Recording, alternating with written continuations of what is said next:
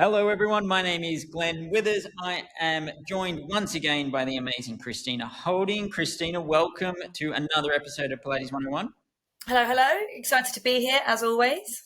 Thank you. Looking splendid in a very summery dress. I like that you're bringing the colour to the environment.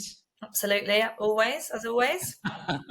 As always. Well, look, we have a very interesting guest on today. Well, I won't spend too much time in our intro here because we're actually very fortunate to have quite a long chat with Michael Ramsey. Michael Ramsey is the founder of Strong Pilates. And for those of you that don't know much about Strong Pilates, look, I'll leave Michael to talk about it and introduce it himself. But effectively, it's a fast up-and-coming franchise model out of Australia and is sort of expanding through the US and the UK right now. So it's going to be an interesting one to have a chat about. There's lots of debate within the industry with what Strong is or is doing or what have you. So I'm delighted to actually understand it more because I'm not going to pretend I know too much about Strong. That's why I've got Michael on the podcast. That's why I think it's important that we give him the chance to let us know really what's going on with Strong.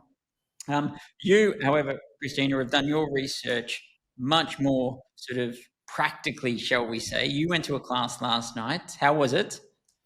Well, my abdominals know I went to a class last night. And bear in mind, I practice Pilates very often, reformer, high intensity, netball, gym. I did the rolling out of bed this morning. We've all been aware of that, rather than just kind of sitting up. It was like, oh, there they are. Yes, there they are. Okay, very good. It was good. Well, very enjoyable. Very enjoyable. Good. Well, I thank you for doing it because it gives much more context when you can talk about experience. So I appreciate that. I think really for now, the best thing we can do is get right into it. Fascinating chat with Michael. We'll head into that interview now and then we'll come back and have a little bit of a reflection after we've had the chat. Here is Michael. All right, everyone, welcome back once again. I'd like to welcome you all to Pilates 101.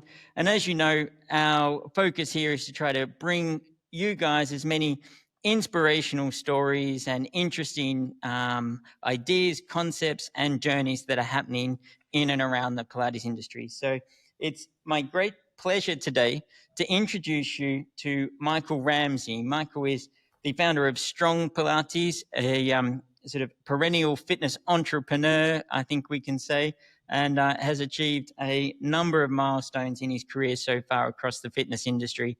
As we sit here today, I think Michael is in LA, so you might find a little bit of a pause within when I'm talking to when Michael responds. There's just a little bit of a delay that's just quite standard, so it's just keep that in mind when you're watching or listening to that for those out there. But first of all, Michael, thank you very much for giving us your time today. My pleasure, and thank you so much for having me on. It's always a great opportunity to tell the story and particularly where the Pilates industry is at now and where Strong is at as a company. It's always great to talk about. So yeah, appreciate you having me on. You're welcome. You're welcome. Kristina, how are you? Yeah, very good, thank you. I'll tell Michael a little bit about it later, but my abdominals are quite painful after visiting Wimbledon yesterday. Very good. Very good. Well, look, Michael, why don't you tell us a little bit more about sort of your background and how you became, first of all, just in the health and fitness sector. Why don't you give us that sort of elevator pitch, as they say, about sort of, what your journey into this sector?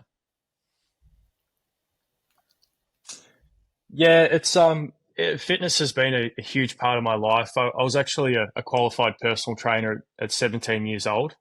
Fell in love with fitness. Growing up, I was a bit of an awkward kid. I was a bit of a muso, and I got right into business and marketing. And fitness was the one thing that I found gave me a whole lot of confidence, opened me up to new circles of people and friends and different opportunities. So you end up being a personal trainer at a very young age. Was in the sort of traditional gym space of, the big box gyms, writing programs, taking personal training clients, and actually kind of fell out of love with it for a little bit. And then I guess I went on to do a marketing degree and studied commerce and went into marketing.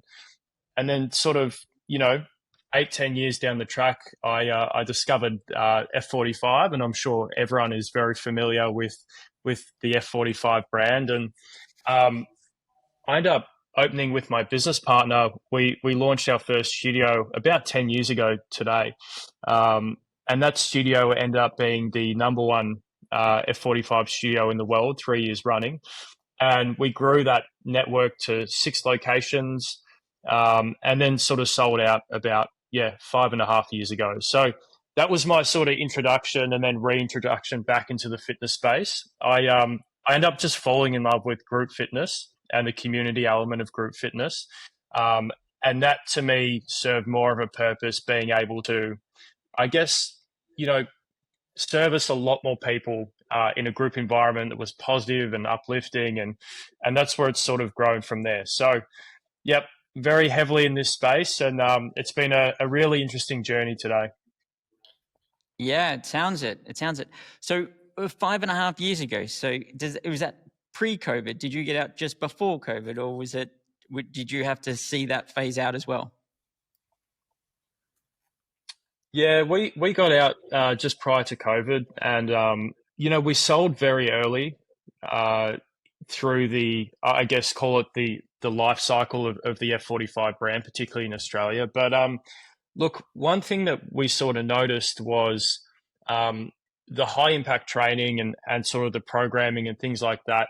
We were seeing members dropping off over time. A lot of the box jumps and tuck jumps, and I know F45 have now improved drastically today in terms of what they deliver, but we were just seeing probably a bit of a decline and quite a few sort of little niggles with knee injuries and lower backs and things like that. And so we felt, myself and Mark, we felt we were better suited looking at something else within the industry. And I guess that's sort of the pretense of when we discovered Strong and the Roformer and started to build out Strong. But we really now try and hero that low impact space and really hero longevity in training. So we did a full backflip, got out prior to COVID, and then started working on Strong.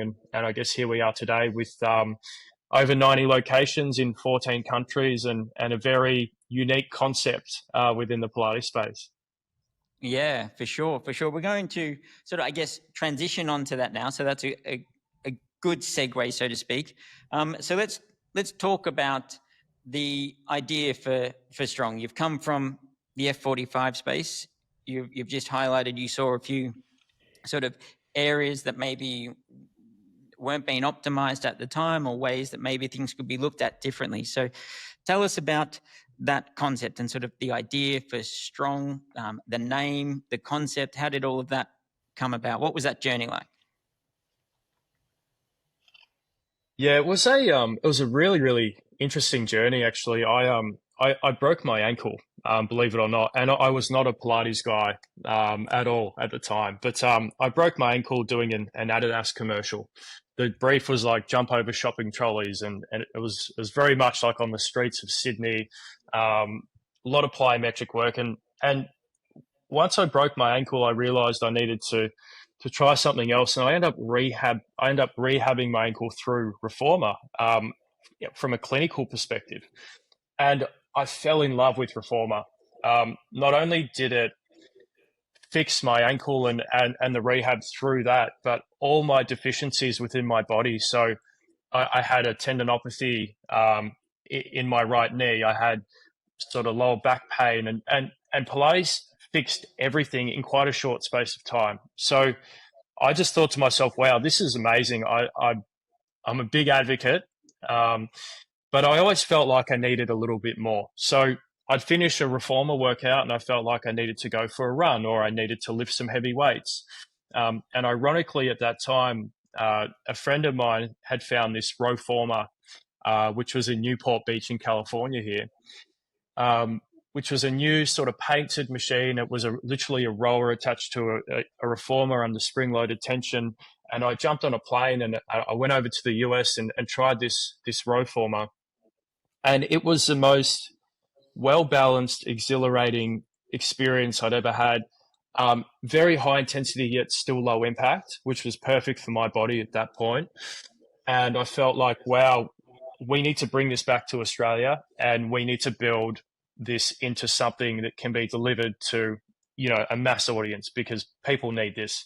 And then Strong was born. We'd sold F45. We started working on the Strong brand, started working on the programming, the studio layouts, the tech, everything. And then over sort of, a 12-month process, we launched our first studio in 2019. And then, it's been a wild ride since then.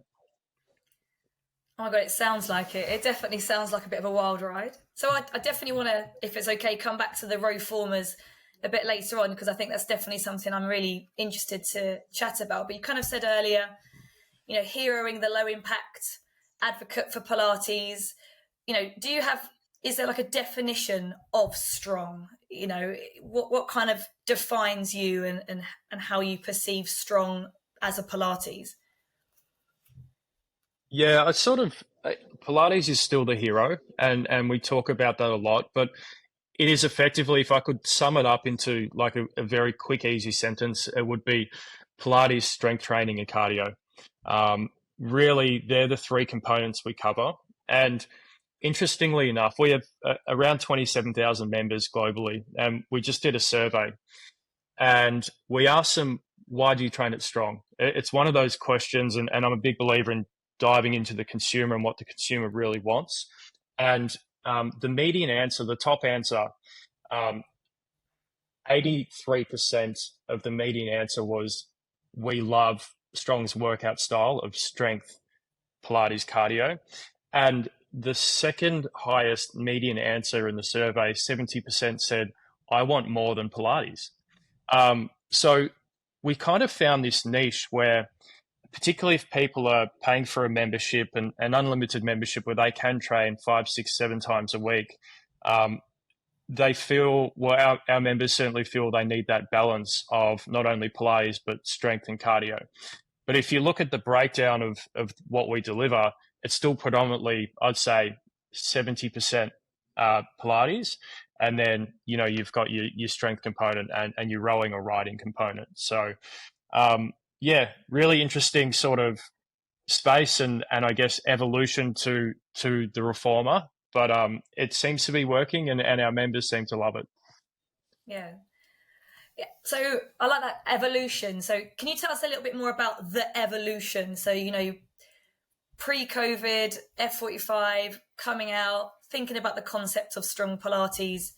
How did you get from flying on a plane to go and have a look at this row former, you've never seen it before, to the studio, pictures on, the videos on the wall, which again, I'll ask you to tell the listeners about, and how the instructors deliver, because I know it's quite standardized across all the studios. Like, how did you get from that initial idea of jumping on the plane to where you are now? Yeah, we firstly, being a franchisee at F45, I think we learnt the good and the bad, and we learnt sort of what we felt we needed to do as sort of a franchise to build a really sustainable business. So, I mean, a lot of it was at the start was like a brand discovery process of, who are we? What do we sound like? What do we look like? Who's our client? And one of the big focuses that you'll see with Strong is we're very gender neutral in nature. So even the branding, we're black, white, a splash of light blue, and we really want to hero not only getting females through the doors, which is traditionally where Pilates studios sit at almost a 90% ratio, but we want males in there. So building that brand that was sort of cohesive across everyone and sort of making a really comfortable place for everyone to train was really important. And then, looking at the programming and the tech, as you mentioned, one thing that we discovered, and we end up putting movement screens in. So it's not like they're on a timer and the instructor can just click play, but the movement screens are actually on like a clicker. So the instructor uses them as a visual guide. what we were seeing in our classes when we first launched was people were looking around the room, particularly people who had never done Pilates before, looking at other people, looking at the instructor, trying to figure out, how do I do these moves? And when we created the visual guide and having the screens up there, we found a huge conversion in male trials to members. So males converted much quicker because they had that visual guide. So that was very, very interesting building that out. And then, yeah, everything from the instructor training, we have almost 1,000 instructors today. They go through our course. I'll tell you, it's much easier to teach Pilates instructors how to do strength and conditioning than it is teaching personal trainers how to do Pilates. So our course, it's quite an intricate one, and quite often instructors will fail, and we give them more time and opportunity to come back and pass our academy. But building out that academy and making education as a forefront was a really, really big one, and just ensuring that there's quality of workouts and we can regress and progress and really look after our clients properly. So all of those things were huge undertakings and not something that just happened overnight. I'm a firm believer in innovation and growth always. So the Strong that launched 5 years ago or 5.5 years ago is not the Strong that we have today. Everything is constantly improving, everything from programming to workouts to customer experience to tech to even the machine itself and building in new innovations into the machine. Like we've just launched a reverse spring system, which we can achieve almost up to a 45 to 50 kilo deadlift on a reformer under spring loaded tension, which is not something that has been done broadly in the Pilates space. So it's constantly evolving, but a really, really interesting journey that hasn't really stopped, if that makes sense. Yeah, interesting. I find a couple of things you've just touched on there is sort of some of the things I wanted to delve into today as well. You've touched on your quality of teaching and education, and I'm sure you're familiar. It's a very sort of contentious point at the moment with the boom in reformer, specifically reformer studio classes, and is that having a negative effect on the quality of Pilates teacher training, sort of right across the world, really. So interesting with what you were saying about your training, Michael. Are people coming to your training already with an existing qualification, or are they coming to gain a qualification? How does that process work? Yeah, it's a prerequisite that a instructor needs a Pilates qualification, or we do consider instructors that have a fitness qualification as well. But predominantly, I would say 95% of our instructors come from a Pilates background. They generally have some sort of advanced Pilates course behind them, because and we do rely on other service providers within the industry to help there. I guess the good thing being in this Pilates space now, and I see it as a big positive, it's now the number one genre for bookings globally. It's grown, particularly in the UK. It's grown, I think it's 130% in the last 2 years.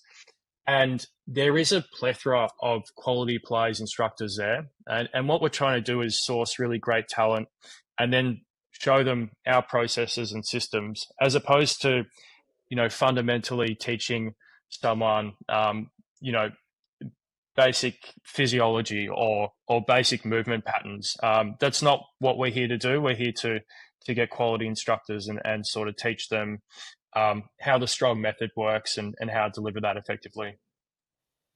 Yeah, well, I must say I'm very pleased to hear that, because it's one of the things that we are seeing with this growth, and you've touched on it. When you look at the growth in Pilates around the world, and you would have, I'm sure, with your background as well and what you've done, followed this quite strongly with the growth rates that were sort of, in the US, and then Australia followed that, and the UK has been behind that, but it's growing, rapidly at the moment, specifically in that reformer sector, which is, the market over here has been very different to the US and the Australian market.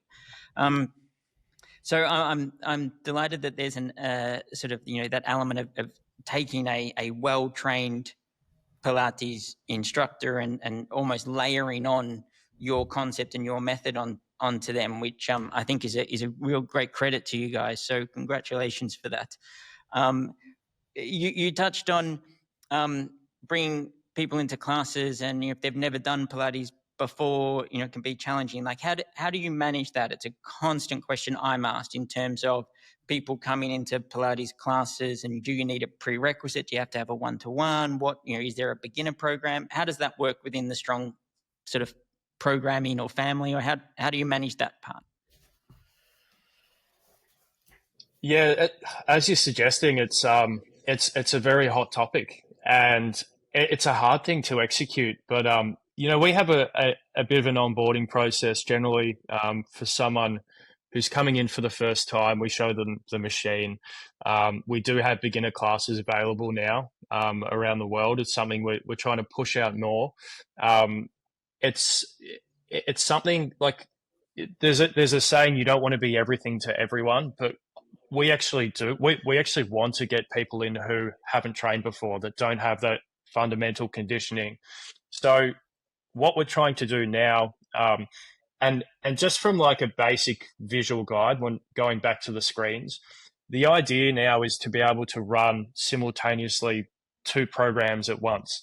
So let's say you have a exercise on the screen and it is a plank. We could have on one side of the screen, we have a plank, which is the regression on their knees, and then a plank on their feet. So having that ability to sort of have the regressed version of the exercise available at all times should help us sort of get more entry-level people in, make them feel more comfortable. But at the end of the day, there's nothing like hands-on onboarding and experience. So just walking a client through the movements, how everything works, spending a bit of time with them. We try and get our studios to call the client before they come, like once they've signed up on a trial, and really get an understanding of what their ability is and what they're trying to achieve. So, yeah, I don't think anything really beats that in-person onboarding, but it is hard to do at scale, and I think that's what you're alluding to. We have anywhere between 15 and 22 people in the class, and with those busy times when there's quick changeover and there's lots of people, it is hard to execute. So it really comes down to really good operators and good instructors looking after the clients. We can put in all the systems in the world, but it needs to be a hands-on approach, I think, fundamentally. Yeah, it does. It does. And I guess that comes on to some of the questions I'm sure you thought we were going to touch on here. But things like that, you've been in are you Pilates trained? Have you got a Pilates qualification yourself? No, I don't. No. I don't take classes. I have fantastic staff around me. Our movement team is made up of not only Pilates professionals, but exercise physiologists, strength and conditioning people that all work together to do the programming. So my role is to make sure that the brand is growing and delivered accordingly, and consumers are happy, and the programming itself and the academies itself is done by Pilates professionals. Right. Okay. That makes sense. So tell me, you'll be aware of this. I've read some things that have been posted out there, and I was listening to a podcast the other day, and there's some controversy within the industry, as I'm sure you're well aware of. Companies like Strong taking what is a traditional method like Pilates and doing what you're doing, and some would say that it's sort of really watering down what Pilates is, and that it's not really Pilates. I guess I'm interested in your take on that sort of criticism or sort of concepts that have been put around, and how you see your place within the industry and how you sort of align with that. You spoke about innovations earlier, about changes, etc. There's a lot of people within the industry that would look at it and say it's not Pilates at all. How do you address those sort of concerns? I wouldn't call them concerns. I think everyone's got a valid opinion and voice. Look, our methodology is we are completely low impact, so we don't consider things like jump boxes, plyometrics, nothing like that. We try and do slow, controlled movements under spring-loaded tension, breathing through exercises. There's a fair emphasis on core strength, mobility, stability, and fundamentally, I think the hero of our product is still Pilates. And we have, as I said before, we have great Pilates professionals programming all of our Pilates workouts. Now, if we've sprinkled in some conditioning, cardio, and some progressive overload and strength training, I don't think that's anything to be concerned about. I don't think we're diluting the industry at all. We're just doing our thing. And what I always go back to is the consumer and what does the consumer want. And we are growing at a rate of knots. We have over 27,000 members.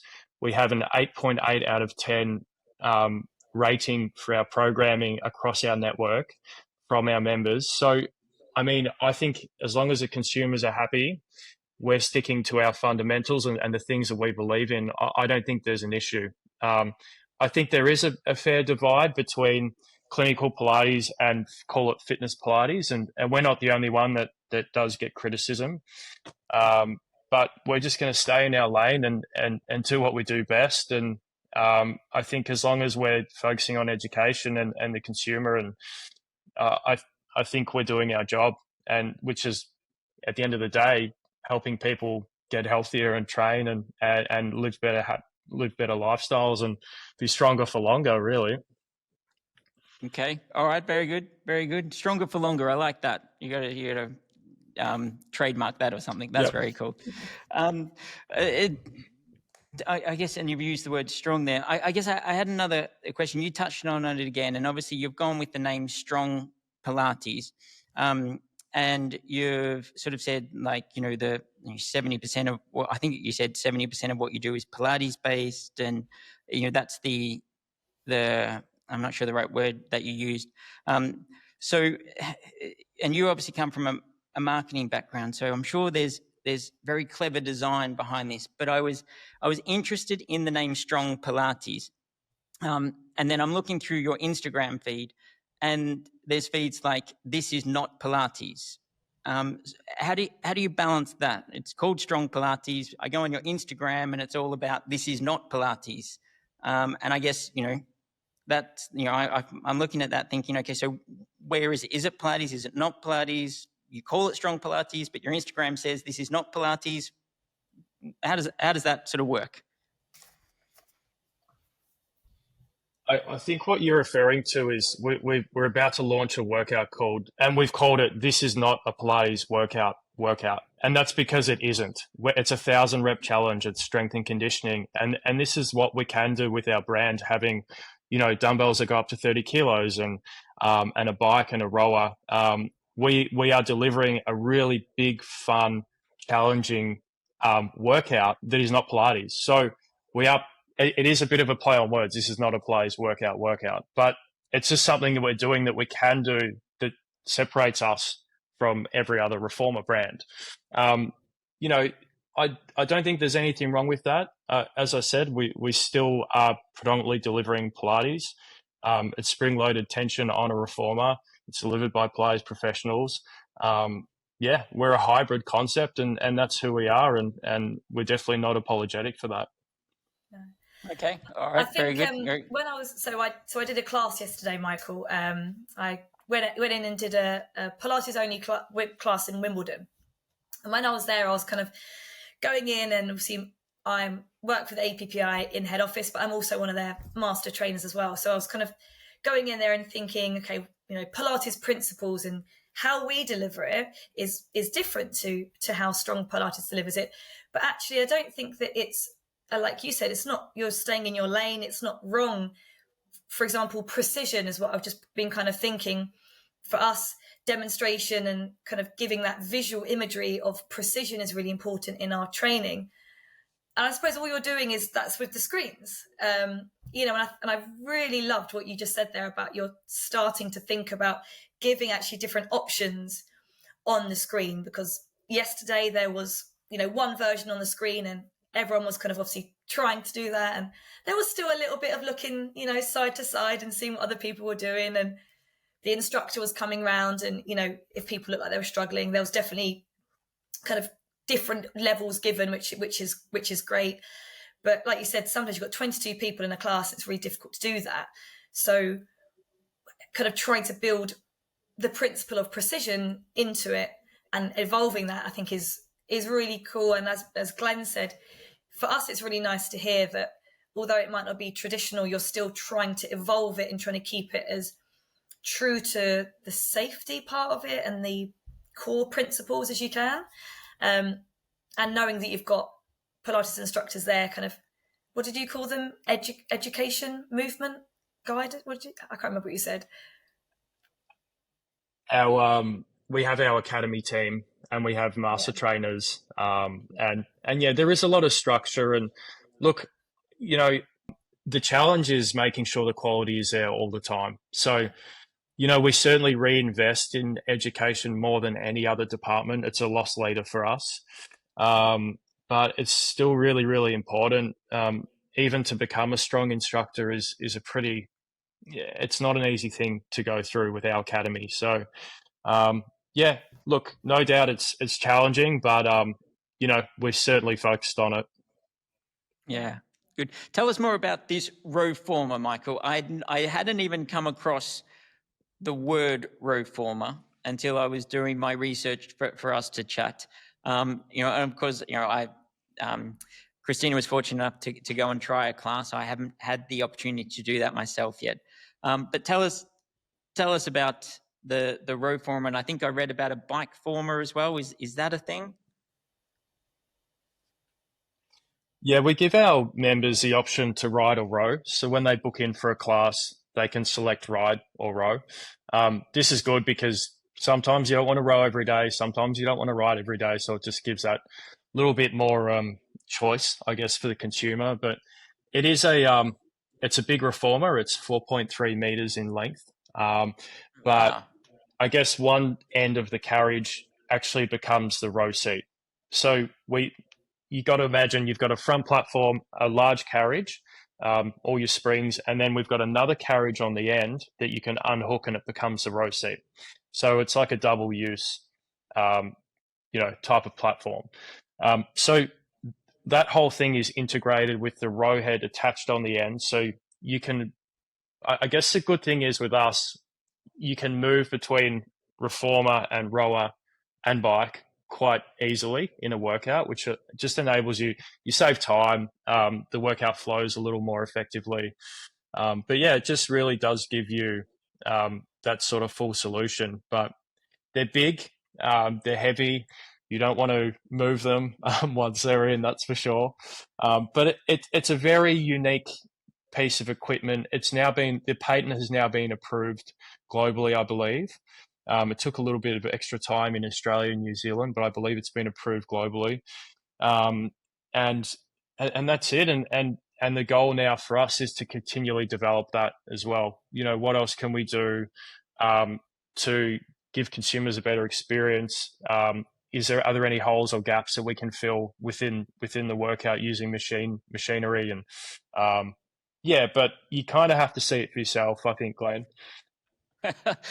I think maybe just I'm trying to visualize, where is the foot bar? Is that like at the opposite end to where the rowing machine is, or like is that like is like the foot bar at one end and the row machine at the other end and the carriage in the middle?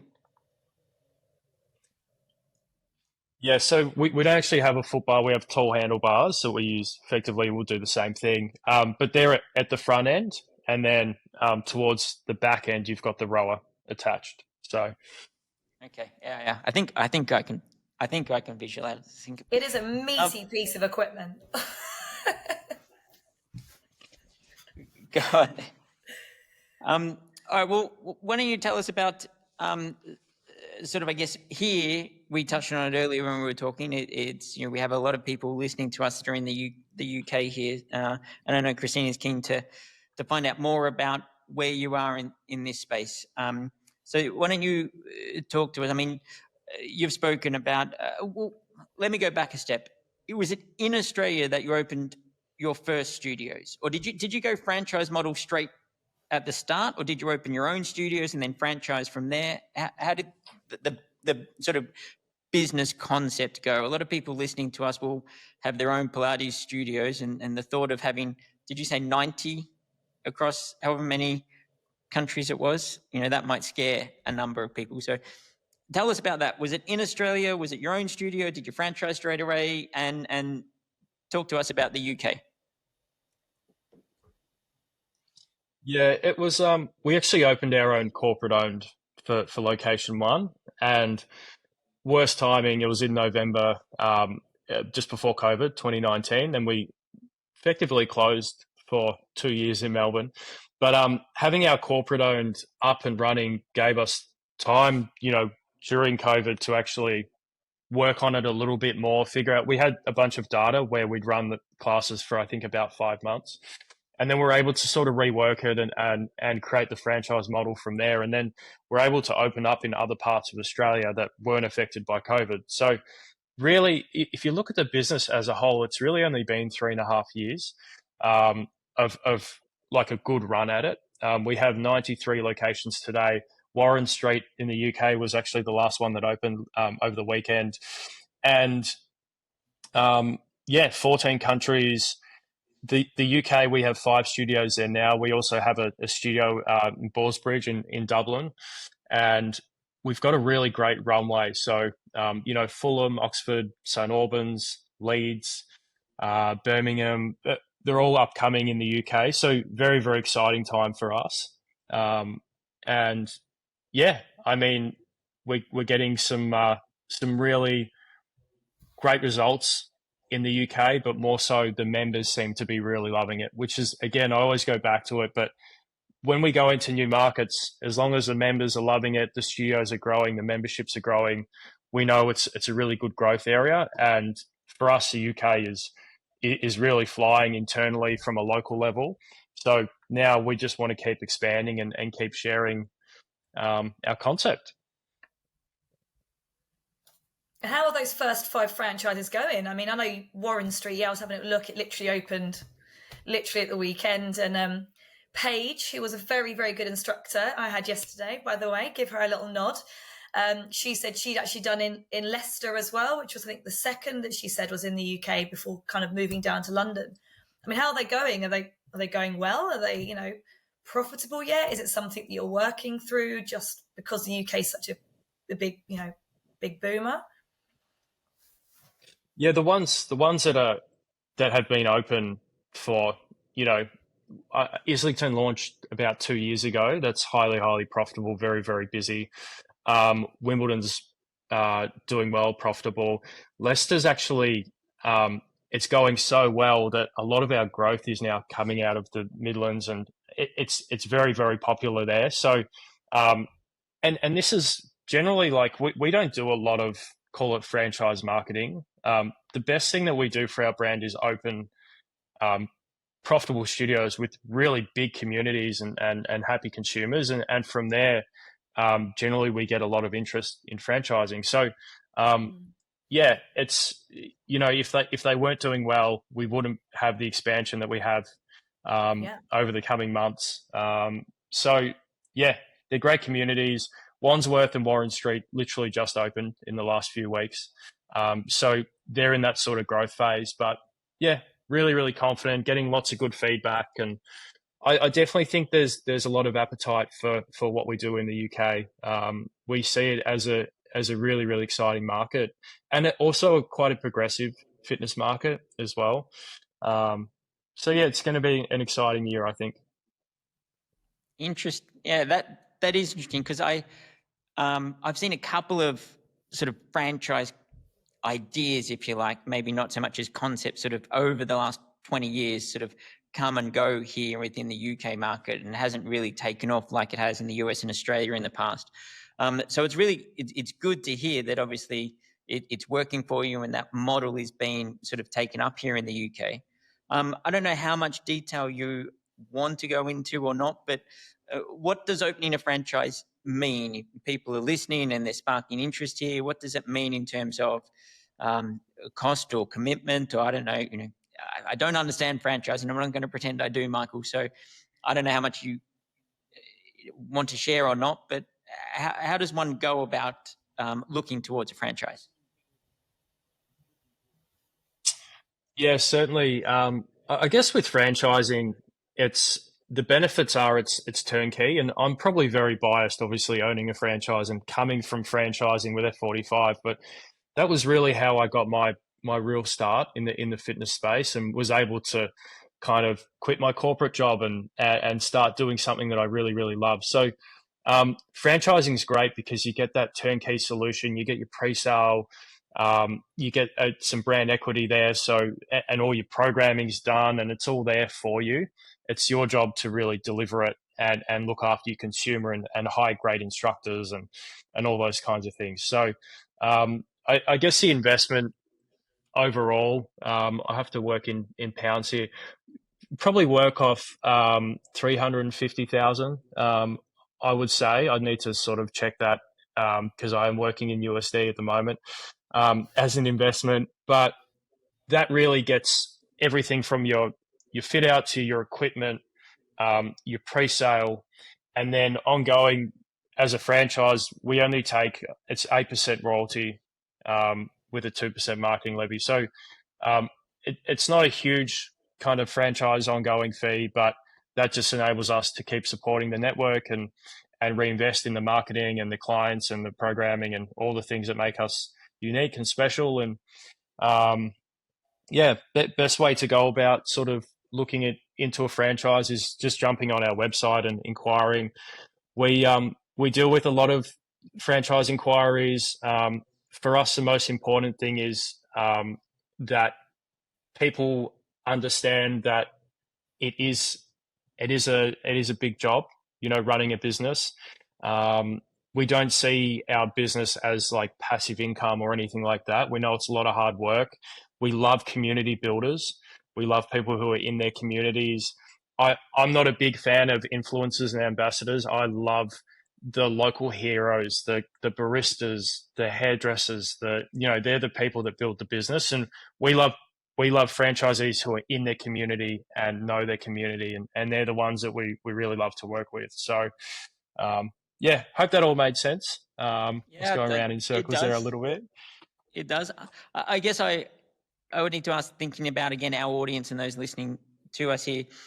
Here in the UK, 350,000, like that's a significant investment when you're talking about I'm going to say a Pilates studio, a Pilates-based environment. How long are you sort of saying your franchisees, how long do they get that return on investment? How long are they sort of looking at before they turn that into a return on that for them?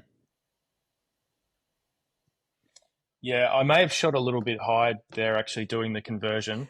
My mistake. But that's a lot of money. Generally,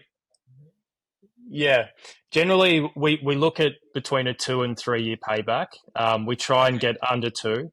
Probably the most important part to our business is a really, really good pre-sale. And this is where having people within their communities, knowing their communities, and having a really good runway at opening there's nothing quite like it in the fitness space. Generate that interest, open profitable from day one.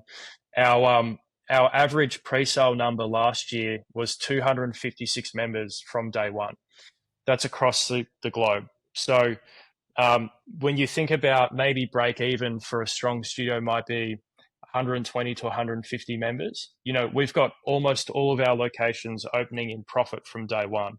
So that's really, really important for us to get right. And that's why we have such a big emphasis on marketing and we are a little bit controversial in the way we go about things, but it does generate the interest and people seem to love us. And now it's very, very process driven in the way we go about launching studios. So the good thing we're seeing, I guess, is over 70% of our network now buying their second studio. So people are reinvesting in the next one and the next one and the next one. So really good signs. And it's just something that we'll continue to keep doing, and the UK is a really exciting market. Yeah. And I know, like, as a woman, I'm a bit biased on the other way, but I've really liked when I've kind of read some of the, looked at some articles and listened to you talk before, Michael, about talking about that gender neutral and making sure it's kind of really accessible for everyone to come in. And I think you've done a really nice job with the ambassadors you're using as well. So I know, Stuart Broad, I mean, Glenn is a humongous cricket fan, so that's a good one on the UK. But, for like pre-sale, if you said to me that, Sean Johnson is potentially going to be on a reformer or a row former next to me, like I'm signing up. I think you've done really well with picking, as you said, not just influencers, and you've got real athletes and people who've really probably gone through cross training, we would call it, at the most generic level, and maybe had injuries and need that kind of low impact. And NFL, AFL, the ankles and knees aren't what they used to be. So I think that's a really cool way of getting it in. But like you said, still championing the community part. I think that's, it just sounds lovely. It's just like a really nice thing to hear, because that's who is joining, isn't it? That is literally who. It's great to have someone who's got, lots of followers on Instagram doing a couple of classes, but your members are going to be the people who actually are going to maybe make some friends and go for a coffee after, or have a drink, which I think you kind of probably brought from F45 a little bit, because I did the same thing. I did some F45s, and I went to an F45 Christmas party once, and it was, pretty community based. So I think that's really, really nice that you're still trying to keep those things in. And I think I'm really enjoying that. It would be the number one success factor for a studio is community. And like, the ambassadors are great. Like, Stuart's great. He wishes it was around when he was playing cricket. But it's and similarly to our Australian athlete ambassadors, and they're really good, because we started at, I think, about 11% male, maybe even a little bit less, and we're able to grow that to over 22%. And a lot of that is having those great advocates for the brand, and getting that a lot of ex athletes that are still, they do have, sore lower backs and previous injuries and things like that. So it's been really good to get them into that low impact space, and showing that Pilates or reformer is for everyone, or row former. Look, it's something we'll continue with. We don't want to lose sight of our core audience, which is, the female Pilates consumer. But the guys have been amazing at uplifting the brand and giving it that credibility, I would say, from a sports perspective. It's been fantastic. But like you said, community first. It starts in the studio, with the local market, with the local area marketing, with the people around the studio. That's where it all begins. Yeah. And we won't take too much more of your time, Michael, because I'm thank you for giving us your time and the time difference and everything. I do appreciate what you're doing for us. So it sounds to me like this has been quite a quick journey, really. You highlighted before that in effect, when you take out the issues from the first sort of 2 years, you're talking about 3.5 years, which is a very quick journey from there to now. What's without obviously going down give us your business plan and projections point of view, what's the next 5 years look like? What do you see the next 5 years like for Strong? Yeah, we've sold. It's over around 150 locations in the US. We have a really good pipeline of great franchisees coming through the UK, and we're also got some really good growth in Canada and the Middle East. So it's just about sustainably growing the brand, working on those systems, getting a really good cohort of instructors and support, and we're just going to progressively grow. I think the fitness industry is quite volatile, and speed to market is important, but we don't want to lose sight of running sustainable businesses, and trying to grow too quickly sometimes can, I think, hurt the business. It's just about sustainably growing in these markets, having great communities, and I guess in 5 years we'll see where we land with it all. But No, I'm just really enjoying it at the moment. Personally, it's so awesome to, from a personal perspective, to head over to the UK or to head over to Singapore or to head over to Dubai or wherever it is and look at the brand growing in these geographical locations that we never thought would ever happen. And I think we must be doing something right, given the growth over the last 3 years. Yeah, well done on that. It's interesting. You've just, it's a topical day. I think Kristina's been on the drive today. I think you've just sent out an agreement for Canada for us, and we recently signed the UAE as a license holder for our education as well. So they're interesting growth markets for sure. I agree. We never imagined we would have our education in 26 countries, and the difference in those areas and where the growths are. It's quite fascinating to see what's happening within the industry right now, and it's a very, as you say, it's very fast moving but very interesting space to be in. You know what I find even more interesting is Pilates is having a really, big growth sort of time in the industry, but search volumes for yoga are still 5 times that of Pilates. And I think we have a whole lot more growth to go. I really do. I don't think Pilates is going away. I think this space is going to keep evolving, and it's just a really nice place, I think, to be working in as well. So yeah, it's good for all of us, and we need to keep supporting the industry and getting better with education. And yeah, I think there's a lot of work to be done, but it's all really, really positive. Yeah, for sure. Well, look, we generally finish off with a couple of specific questions, Michael, and let's start with one of them might not be as relevant for you, but let's start with the ones that I'm sure are. From a Pilates point of view, you rehabbed yourself through Pilates. You spoke about the movements and the exercises. So we have a few just standard, exercise questions here. In terms of Pilates movements or exercises, what's your favorite move? What's your go-to when you're doing your own workouts?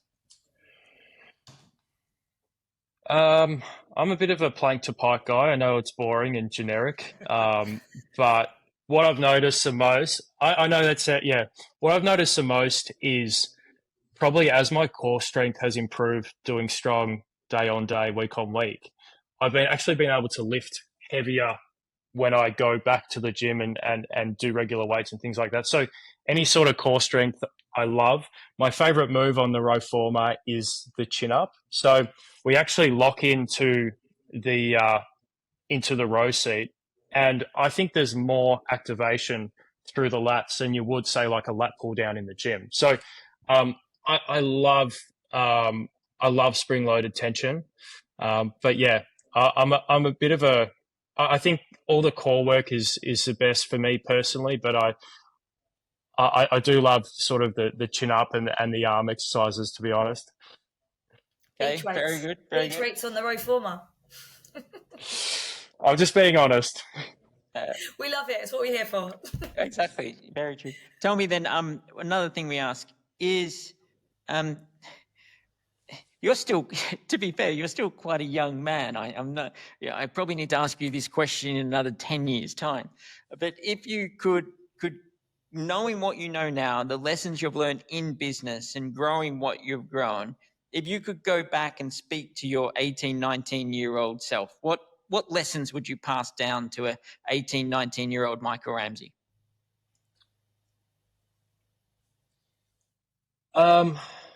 It's a good question. I'm 36 now, for context, but yes, I think it honestly it would be just to back yourself a little bit more.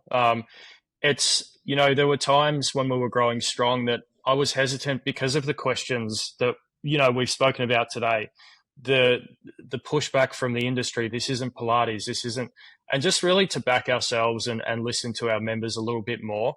I was very hesitant executing on a few things. Even bringing tech into play was was one thing that, I had friends who were Pilates teachers that were like, you cannot unequivocally do that. That is breaking all the rules, and this is five years ago. So I guess just being more confident and backing myself a little bit more and trusting in my decision and in my decisions and what the consumers want, that would be probably the main thing. So yeah. Oh, that's good advice. Very good advice, I must say, because I think if I was to answer that question, or not necessarily answer that question, but Elisa, who's my wife, but also my partner in the business here, we often say, if we started our business, it'll be 25 years next year, so 24 years ago, and we sort of sometimes think if we knew then what we know now, we may have never started, because you can overthink things sometimes and over prepare and overdo things. When we did it, we were 23, 24, and we just went for it. We didn't actually really think that much. I took the lease on the first studio we opened and didn't even have the right use, because I didn't know I needed a change of use.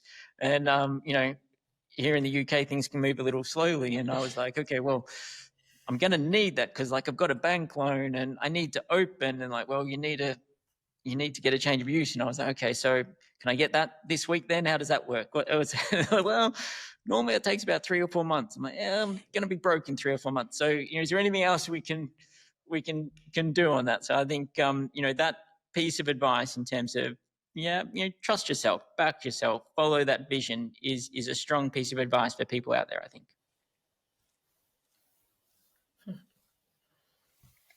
Yeah, we've all been there with the studio and getting started and the change of use. It's quite difficult and there's a lot of red tape, but I think sometimes you just need to throw yourself in the deep end as well and trust that things will work out. But when you get to sort of our size now, there's not a lot of room for mistakes. So now the decisions are very meticulous in nature. But yeah. Yeah. Well, look, I won't take more of your time, but I thank you very much for your time, Michael. I think Kristina touched on it there. It's really refreshing just to talk openly and honestly. It's been really insightful for me to understand your background and Strong more than I did coming into this. And I'm sure our listeners have taken a lot from your story and your messages and where they are. So from myself and Kristina and all of us at APPI, we thank you for giving us your time today.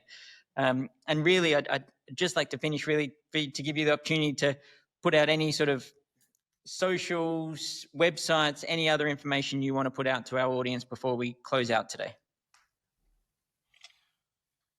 Yeah, if you want any more information about the brand, it's strongpilates.co.uk. It's a website. Jump on the Instagram. You can jump on our main page @strong. Very easy one to remember there, or the UK page is strong_UK. So all the information's there, whether it's teacher coming on as an instructor or looking to buy a franchise or just interested in becoming a member. It's all there. We'd love to have you in. I appreciate it. Well, thanks again, mate. We appreciate your time and all the very best for the future. Keep pushing those boundaries, as you say. Yeah. Thank you so much, Michael. Thank you for your time. Thank you. It was great chatting. All right. Well, look, fascinating chat there with Michael Ramsey, founder of Strong Pilates. Kristina, your thoughts? What did you think of the chat? That was really insightful, actually. So I didn't know loads about Strong Pilates kind of going in, but like I said on the chat, I went to a class yesterday, and I wasn't going in with any expectations, but I think the use of tech was really interesting. I wasn't expecting it, so going in there and seeing that was really cool. But going in there as a master trainer, like I said, I was kind of, how does this fit with us? And you can see they're kind of trying to hit some of those principles in their own flavor and their own vibe. And I think it was a really, really interesting chat, and especially the row former. You've got to get on one, Glenn. Do I though? I'm not sure. I'm not sure I'm convinced. Give it a go. I'm convinced. I've got to be honest. But I mean, look, let's talk about that then, openly and honestly. What was your impression? The use of I still don't quite understand the screens. I mean, we're used to obviously the teacher teaching. And so what was your view, your impressions of your experience of Strong? I think as somebody who does Pilates, I think it was really fun. Very, very, as you said, innovative. It was completely new. The screens were really good because there wasn't anybody demonstrating. But that was the demonstration. This is what it's supposed to look like. But of course, then we didn't get this is what it's supposed to feel like. I had two ladies on the row formers next to me who clearly hadn't done Pilates before.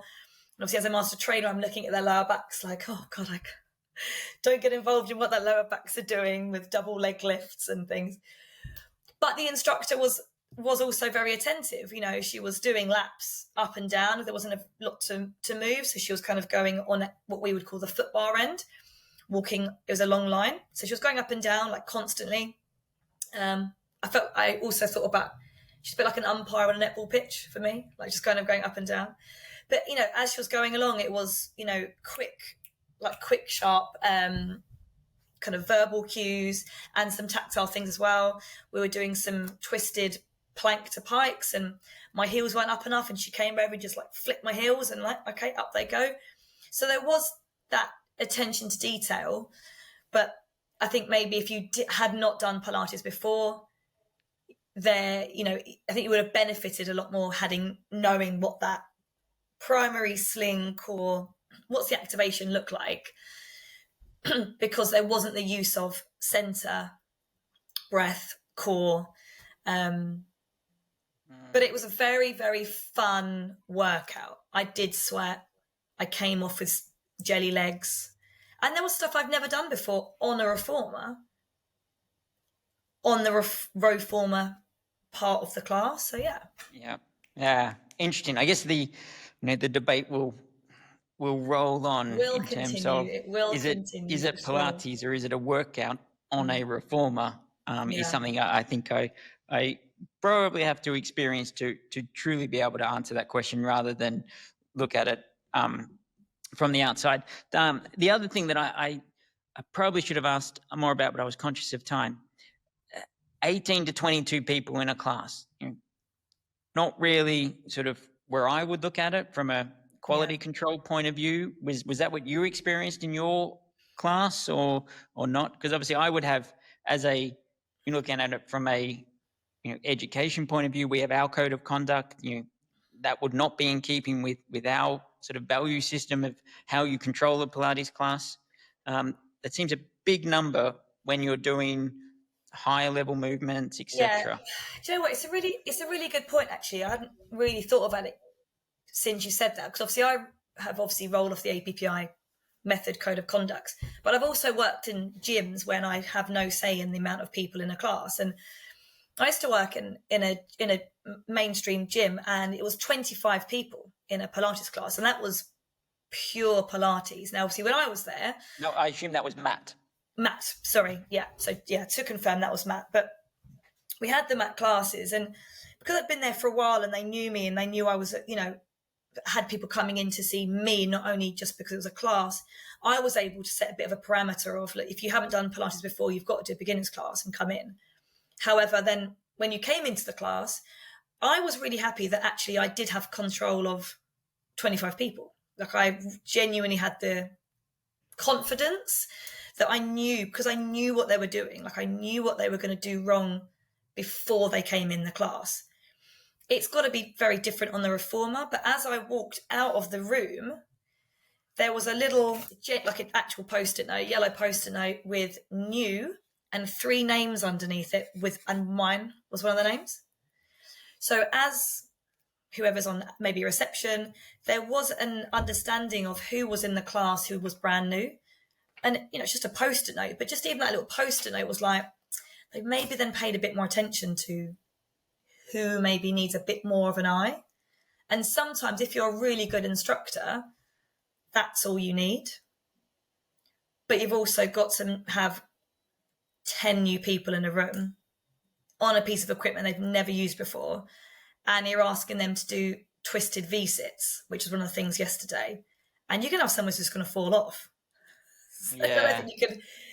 I've done it before, obviously, And there was one move I did. It was a long spine, and they put like a weighted bar through the foot straps. So I was on the weighted bar, if that makes sense.